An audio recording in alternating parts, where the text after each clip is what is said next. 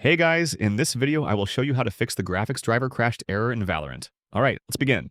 First, press the Windows key and search for Device Manager. Open it, then expand the Display Adapter section. Right-click your graphics card and select Update Driver. Choose Search automatically for drivers to ensure the latest version is installed. Next, open the Start menu, search for Run, and type %local app data %. Press Enter, go to the Valorant folder, then Saved, then Config. Delete the Crash Report Client folder.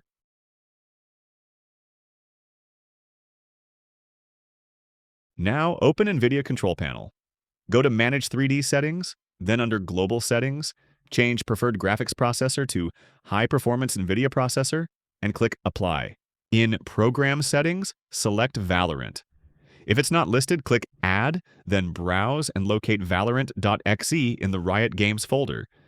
Add it, set to High Performance NVIDIA Processor, then apply the changes. Restart your computer and launch Valorant.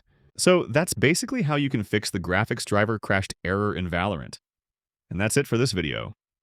If you find this helpful, consider subscribing and giving this a big thumbs up. Thanks.